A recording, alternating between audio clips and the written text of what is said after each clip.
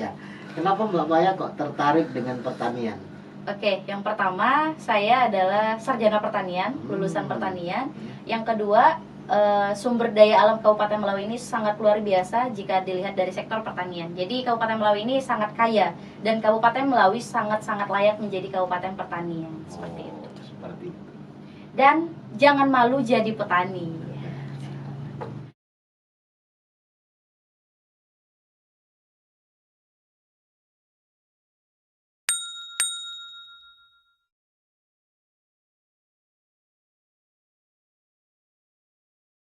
Assalamualaikum warahmatullahi wabarakatuh, para sahabat Laman Inspirasi. Jumpa lagi dengan kami, podcast Laman Inspirasi, tempat berkumpulnya orang-orang yang menginspirasi di Kabupaten Melawi. Ya, hari ini saya sedang bersama Mbak Maya ya? Iya, Maya. Nah, Mbak Maya. Maya siapa Mbak namanya? Maya Putri. Maya Putri. Sama Mbak Maya Putri nih. Mbak Maya ini saya tahunya dulu ketika ada acara seorang anggota DPR RI. Nah, dikenalnya Mbak Maya ini sebagai duta pertanian. Karena Duta Pertanian Kalbar. Duta Pertanian Kalbar. Iya. Nah, itu gimana, Mbak? Oke, mungkin sebelumnya terima kasih atas kesempatannya. Iya. Semuanya perkenalkan, saya Maya Putri. Ingin mengklarifikasi ya. Jadi pada tahun 2019 di Pontianak, waktu itu statusnya masih mahasiswa. Pada saat itu ada kegiatan pemilihan ajang duta pertanian. Nah, pada saat itu saya mewakili dari Kabupaten Melawi. Dan ketika grand final saya berhasil masuk 5 besar. Jadi ketika ada acara bersama salah satu dewan RI dipromosikan di situ sebagai duta pertanian Kalbar itu. Jadi perlu diketahui sebenarnya bukan duta pertanian Kalbar tapi Kabupaten Melawi, dan di provinsi itu hanya masuk 5 besar seperti itu. Berarti sampean juga mengklarifikasi hari ini bahwasanya Kalbar itu tidak kurang tepat lah informasi seperti ikut ajang itu tapi tidak menjadi pemenang hanya masuk finalis dan masuk 5 besar. Itu ya lumayan juga, 5 besar itu luar biasa juga untuk sekalbar kan. Iya. Nah, kok bisa ikut itu gimana Mbak ceritanya? Kebetulan saya adalah mahasiswa pertanian pada waktu itu dengan semangat yang menggelora terhadap pertanian Indonesia, khususnya Kalimantan Barat. Dan pada saat itu saya juga pernah memimpikan, wah kalau seandainya suatu saat saya bisa menjadi duta pertanian, dia pasti keren gitu kan. Dan kebetulan pada tahun 2019 Provinsi Kalimantan Barat, khususnya Dinas Pertanian, Tanaman Pangan dan Hortikultura itu mengadakan ajang pemilihan duta pertanian dengan mimpi yang ingin mengubah pertanian Kalimantan Barat. Dan juga selama ini itu kan kalau kita berbicara duta, dalam pikiran kita, dalam mindset kita adalah berbicara mengenai kecantikan, berbicara mengenai postur badan yang bagus dan sebagainya macam. Jadi pada saat itu saya ingin mengubah mindset itu. Bagi saya, duta pertanian itu tidak bisa disamakan dengan duta-duta lainnya. Karena bagi saya duta pertanian itu adalah representasi dari petani itu. Seperti itu. Jadi tujuan awal saya sebenarnya adalah selain memenangkan kontestan itu, saya juga ingin mengubah mindset baik itu dari peserta, panitia maupun masyarakat, bahwa duta pertanian itu nggak harus cantik, duta pertanian itu nggak harus tinggi, duta pertanian itu nggak harus langsing.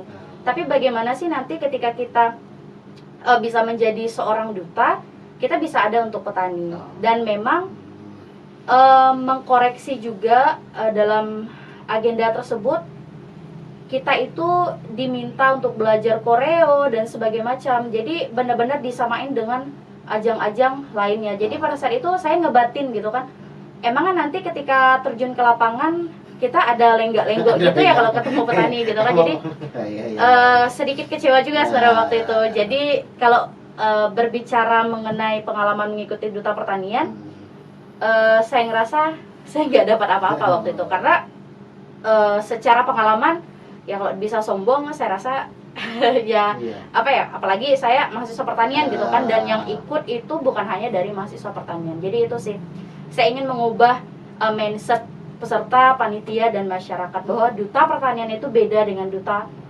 yang lainnya, seperti itu. Selain itu apa mindset apa yang ingin dirubah, Mbak? Selain duta kan banyak memang duta. Karena ngomong duta kan ngomong orang yang bisa mengajak, ngomong orang yang bisa memberi persuasif besar terhadap bidangnya itu. Dan mindset kita di Indonesia memang kalau misalnya ngomong orang yang bisa mengajak, orang yang bisa mempengaruhi, otomatis orang yang ganteng dan cantik. Dan standar ganteng dan cantik ya putih, tinggi, langsing, putih lang. Selain ingin mengubah mindset itu, ada misi lain nggak sih dari sampean ikut ajang seperti itu? Oke. Sebelumnya saya boleh buka masker? Oh, boleh. Ngap. Oke. Jadi salah satu kenapa saya ngebet pengen ikut duta pertanian adalah selama ini sebenarnya permasalahan pertanian di Kalimantan Barat itu kita nggak hanya bisa melihat dari satu sisi saja, tapi harus dari berbagai aspek. Nah, saya berpikirnya pada waktu itu jika saya menang, maka saya akan punya hubungan yang baik nih. Saya ibaratnya itu kayak saya akan punya support system yang baik, yaitu dari dinasnya langsung. Jadi ketika saya ke masyarakat, saya tinggal bawa aja, oh saya ini utusan dinas loh, jadi kalian harus manut ya gitu. Karena berdasarkan pengalaman, ketika saya ke lapangan, kadang masyarakat itu kan berbagai culture yang berbeda gitu ya. Jadi nggak semua petani itu bisa menerima kita. Jadi kadang saya pernah mendapat pertanyaan dari petani ketika saya ke lapangan, Mbak ini dari mana kayak gitu. Jadi ketika saya nggak membawa anggapnya embel-embel dari dinas itu, pada waktu itu saya sedikit mengalami kesulitan. Jadi salah satu tujuan saya adalah supaya saya mempunyai kekuatan, saya punya power ketika saya nanti ketemu petani. Dan ternyata itu salah. Jadi sekarang saya malah berpikir bahwa untuk bergerak memberi manfaat khususnya kepada petani itu nggak harus menjadi seorang duta pertanian, tetapi siapapun kita, jika kita memang punya niat, jika memang kita punya niat yang baik, niat yang tulus, siapapun kita, dimanapun kita akan tetap bisa memberi manfaat dimanapun kita berada, seperti itu.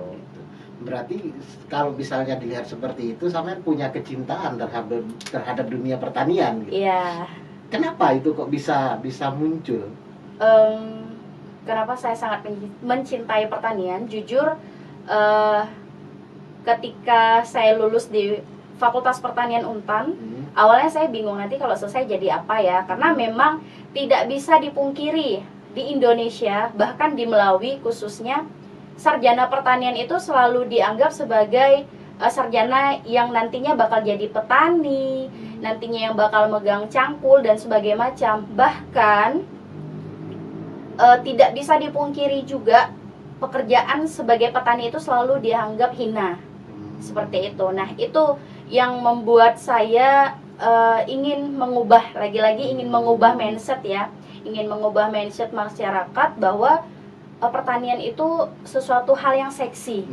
Seksinya seperti apa dunia pertanian itu menurut Mbak Maya? Dunia pertanian itu adalah leading sector bagi saya, karena melihat kondisi dunia pada saat ini semakin bertambah jumlah manusia, maka kebutuhan akan pangan, kebutuhan akan pertanian itu semakin meningkat. Jadi kalau berbicara pertanian, nggak selamanya kita selalu berbicara mengenai cangkul, nggak selamanya kita selalu berbicara mengenai lumpur dan sebagainya macam. Dan ilmu ini saya dapatkan ketika saya berkuliah di Fakultas Pertanian. Khususnya saya memiliki seorang dosen yang sangat luar biasa menginspirasi saya, yaitu Pak Dr. Uray Edi Suryadi. Jadi beliau yang selalu mengajarkan bahwa nanti ketika kalian selesai, kalian harus bisa memberi manfaat, kalian harus bisa bergerak seyogyanya kalian itu sebagai seorang alumni pertanian. Jadi kalian harus memberi manfaat nih. Dan juga saya itu memegang prinsip bahwa untuk menjadi agent of change, kita itu nggak usah rumit-rumit lah bahwa kita harus mengubah dunia dengan berbagai hal yang mungkin di luar kemampuan kita. Tapi untuk menjadi seorang agent of change itu sederhana saja. Berkontribusilah dengan cara yang kamu bisa.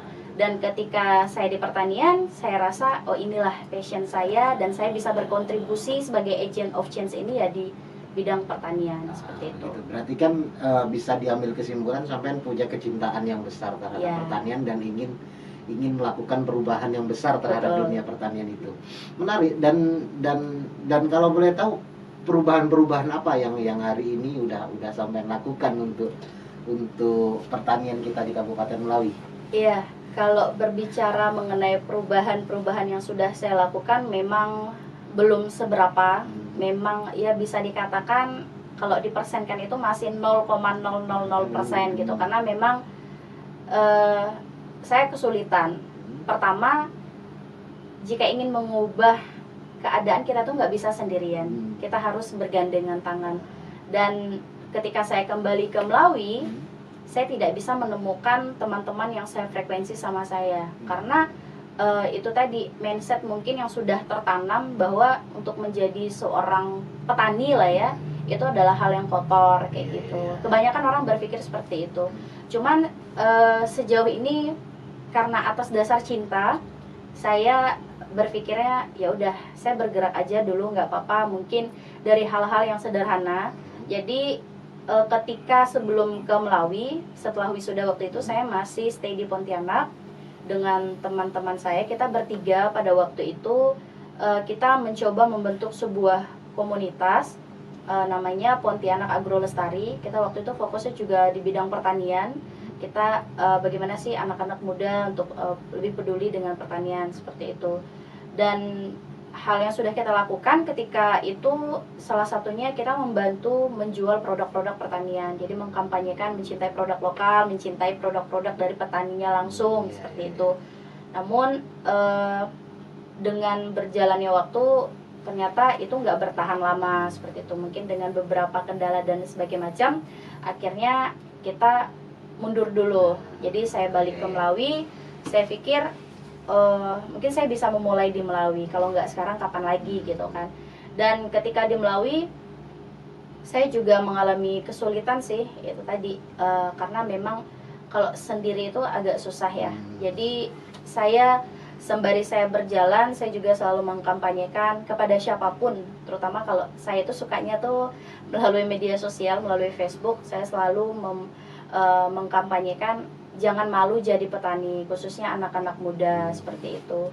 Jadi selain mengkampanyekan itu, hal kecil yang saya buat beberapa bulan yang lalu saya aktif ke lapangan, jadi menemui beberapa petani.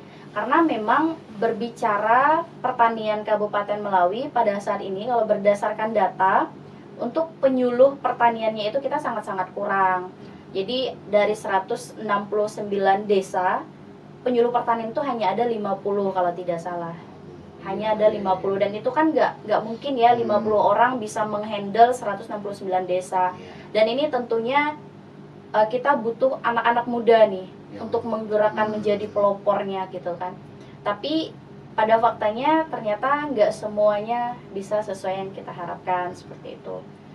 Jadi ya berarti masih banyak kesulitan juga untuk bergerak di pertanian. Tadi ide yang di Pontianak membuat maksudnya komunitas terus ingin menjajakan barang-barang produk-produk lokal pertanian itu juga menarik karena di sini kalau saya lihat ya produk pertanian kita, kalau misalnya ngomong pertanian di Kabupaten Melawi, daerah kita itu paling pantas, kalau dari sudut pandang saya, daerah kita itu paling pantas menjadi daerah pertanian. Dan ini saya sering bilang berkali-kali dan harusnya pemerintah kita memikirkan arah situ, maksudnya karena kita ini kan masih belum jelas daerah apa gitu. Kita masih belum jelas, kita ngomong kota juang, tapi kita nggak mampu menunjukkan kejuangannya itu, sumber sejarahnya kita masih simpang siur sana sini. Mau jadi kota metropolitan masih sangat jauh sekali. Mau jadi kota yang berkembang juga masih jauh. Kalau menurut saya yang paling tepat memang pertanian. Ya. Karena pekerjaan masyarakat kita hampir 80% adalah petani. Dan memang hari ini petaninya memang bergeraknya masih dengan pola lama, masih konvensional. Masih konvensional dengan mencangkul, dengan nggak ada yang memikirkan skala besar, nggak ada yang memikirkan jual produk dengan skala besar. Nah, itu permasalahan kita. Nah, kalau mamanya ngelihat itu sama nggak dengan yang saya pandang gitu? Iya, sama. Jadi memang benar di Melawi ini kita masih tidak terlalu memikirkan tentang kedepannya itu seperti apa. Jadi kalau dalam dunia pertanian itu ada yang namanya sustainable agriculture. Jadi pertanian berkelanjutan. Jadi kita bertani itu nggak hanya memikirkan untuk hari ini, untuk esok, tapi kita harus memikirkan ke depan. Bahkan kita juga harus memikirkan bagaimana sih produk-produk kita ini bisa membantu perekonomian kita. Dan memang sejauh ini saya juga bingung sih ya, yang salahnya itu di mana, yang salahnya itu siapa. Karena nggak bisa dipungkiri memang petani-petani kita itu masih sangat tertinggal jauh dari petani-petani yang ada di luar sana. Kalau berbicara mengenai sumber daya alam, kita luar biasa. Jadi kalau kita mau membandingkan nih, mungkin karena di Jawa gini-gini dan sebagainya macam, kita di sini nggak akan bisa. Makanya saya juga berpikiran bahwa ketika saya ke lapangan ini, saya nggak mau membawa sesuatu yang baru untuk petani-petani kita. Jadi misalnya kalau pada saat ini lagi hebohnya tanam porang gitu kan. Nah, saya nggak mau. Jadi saya selalu bilang ke petani-petani itu, kita mengembangkan sesuatu yang ada sesuai dengan kriteria daerah tersebut. Jadi kalau memang misalnya contoh ya, kalau di kampung saya itu kan memang rata-rata petani. Dan produk-produk unggulan kita itu adalah produk-produk lokal. Jadi kayak cabai, kayak bawang pucai, kayak terong asam dan sebagainya macam. Terong asam itu saya pernah lihat di Ligo Mitra pada tahun berapa? Saya lupa, 2019 kalau nggak salah. Itu per bijinya itu 8.000. Itu terong asam. Sedangkan kalau di Melawi, terong asam itu banyak yang nggak tahu, bahkan banyak yang nggak kepikiran sebegitu berharganya loh terong asam ini gitu kan. Bahkan ada beberapa daerah yang terong asamnya itu bahkan dikasih makan babi dan sebagainya macam. Nah, itu saya melihat suatu peluang, melihat potensi. Cuman kembali lagi, gimana ya mengubah mindset masyarakatnya. Karena itu tadi, kita juga nggak bisa hanya menyalahkan petaninya sih, karena memang harus ada suatu sinkronisasi lah ya. Jadi baik itu dari petaninya, dari pemerintahnya juga, bagaimana memfasilitasi petani, khususnya instansi terkait seperti dinas pertanian seperti itu. Ya menarik juga kalau misal kita lihat terong asam, itu terong yang dia punya daya pikat sendiri ya. Terong kampung kita yang bulat yang asam itu kan. Nah itu tanaman endemik sini, Melawi. Saya nggak tahu itu Melawi, Kalimantan lain ada atau enggak, saya nggak tahu. Maksudnya hal seperti itu kalau misalnya dipikirkan, kita jadikan produk tertentu, atau cobalah ini kita seriusi, kita coba lempar keluar, misalnya dijual ke Jawa atau kemana, dilempar ke daerah mana, saya rasa menarik. Karena orang Jawa tahunya terong ya terong ungu, terong yang hijau itu, atau kalau enggak yang bulat yang biasa, yang kecil-kecil itu. Terong apa? Iya. Terong pipit. Terong pipit itu. Itunya terong. Tapi kalau terong yang itu menarik juga, saya juga baru kepikiran. Kayak kita punya tanaman kayak buah maram. Nah, itu kan juga sebenarnya menarik juga untuk dikembangkan. Nah, permasalahan-permasalahan ini kan kita sudah banyak tahu nih. Terus kira-kira jalan keluarnya gimana gitu? Kira-kira untuk solusinya untuk itu gimana? Apakah ini dari sudut pandang Mbak Maya sendiri,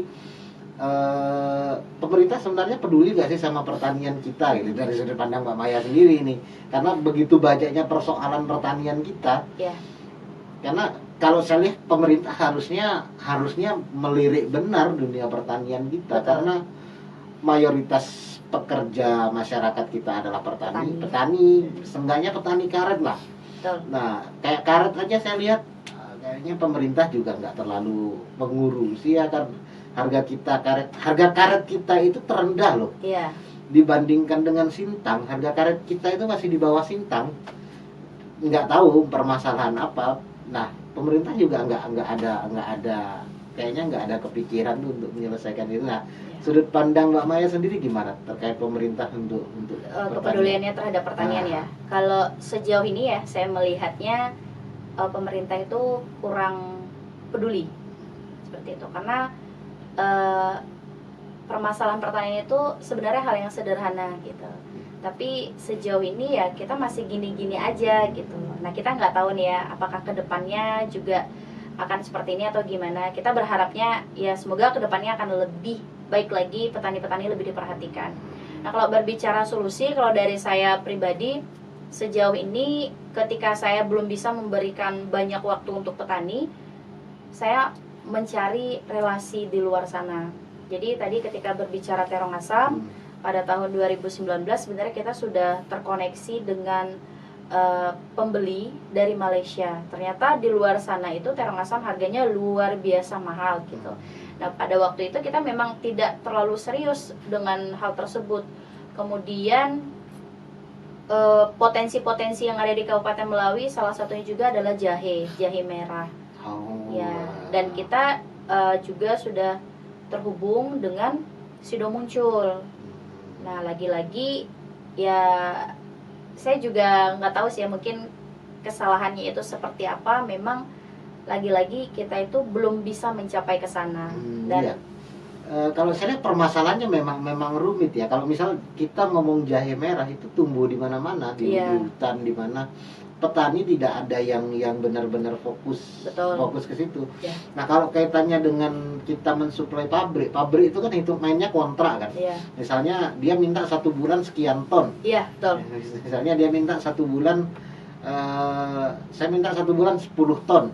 Nah, setiap bulan harus ada 10 ton. Kita mampu atau enggak? Nah, itu dia. Nah, permasalahannya kalau misalnya jahe kita nggak pernah nggak ditanam secara serius ya nggak akan mampu. Misalnya ada banyak di sini, oke, bulan pertama kita bisa mampu 10 ton, bulan kedua ada nggak barangnya. Nah, permasalahan mungkin kita butuh banyak melatih petani kita untuk melihat peluang-peluang seperti ini. Sebenarnya peluang kan banyak kayak terong asam juga. Siapa sih yang nanam terong asam? Dilempar aja dia langsung bisa hidup sendiri gitu kan, tanpa dipupuk dan sebagainya macam. Iya, tapi kan tidak ada yang serius nanam terong asam. Dia menyediakan tanah hanya untuk nanam terong asam. Iya. Nah, itu mungkin hari ini yang butuh dilakukan adalah kita butuh pionir-pionir yang melakukan terobosan-terobosan itu. Kayak teman-teman di Sebaju itu, kita di sini kan di Suara Institute ini, Laman Inspirasi kan di dalam naungannya Suara Institute ini kan banyak juga melakukan pendampingan terhadap masyarakat. Kelompok petani sebenarnya ada beberapa juga, misalnya tahu Bang Toy. Itu pertaniannya juga tergabung dalam Forum Pembangunan Berkelanjutan Kabupaten Melawi. Terus di teman-teman Sebaju itu Asam Maram sudah melakukan terobosan sebenarnya. Mereka maram sudah dijadikan sirup asam maram, mereka kemas botol dan ada label. Itu di depan ada contohnya mungkin nanti. Nah, harusnya banyak teman-teman yang melakukan seperti itu untuk bisa memasarkan ini, biar masyarakat luar bisa melirik ini. Sekarang kalau misalnya asam maram, orang luar dikasih maram untuk apa? Rasa kecutnya luar biasa. Tapi kalau misalnya dijadikan sirup, dijadikan produk unggulan kabupaten, itu saya rasa bisa menarik juga. Iya, betul. Ya kan? Iya. Nah, ada nggak hal-hal yang dilakukan seperti itu dari Mbak Maya sendiri, atau masih sulit melakukan seperti itu karena nggak ada karena kesulitan nemu orang yang bisa sepemikiran ini tadi, kendala Mbak Maya untuk melakukan hal-hal seperti itu? Ya, sebenarnya kalau untuk masalah ide-ide terhadap solusi untuk pertanian, itu sudah sangat luar biasa banyak tertanam ya. Jadi seperti yang saya bilang tadi, kesulitannya adalah saya tidak punya teman yang sevisi misi, yang sefrekuensi, yang mau terjun langsung, yang mau mendedikasikan hidupnya untuk membantu petani. Ya memang kita nggak bisa maksain orang sih ya, karena kita pasti punya mimpi yang berbeda-beda. Tapi sekali lagi penekanan yang perlu saya berikan adalah ketika saya mengkampanyekan jangan malu jadi petani. Petani itu artinya kita itu nggak harus terjun nyangkul dan sebagainya macam, tapi kita itu membantu petani-petani yang ada. Jadi seperti ini, salah satu permasalahan petani di Melawi adalah mindsetnya yang masih bisa dikatakan lah ya, masih tertinggal, tidak memiliki visi misi bagaimana sih ke depannya, apakah saya harus tetap seperti ini atau saya harus merubah nih konsep-konsep pertanian seperti itu. Dan itu memang menjadi salah satu PR juga bagaimana mengubah mindset petani, karena memang seperti di Melawi itu sudah menjadi suatu tradisi. Memang ada beberapa daerah yang sudah mulai bangkit, sudah mulai bisa menerapkan inovasi-inovasi terbaru pertanian, tapi juga tidak bisa dipungkiri di pedalaman-pedalaman mereka masih memegang teguh tradisi tersebut. Jadi dari saya juga salah satunya adalah seperti saya bilang tadi, saya tidak mau memasukkan hal-hal baru yang tidak mereka ketahui, tapi saya membina mereka. Misalnya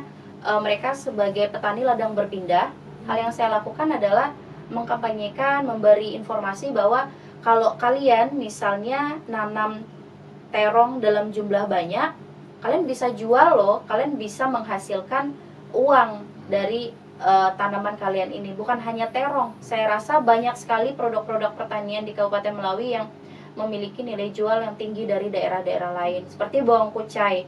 Bawang kucai kita itu berbeda loh dengan bawang kucai Pontianak. Tentu rasanya juga lebih nih bawang kucai kita.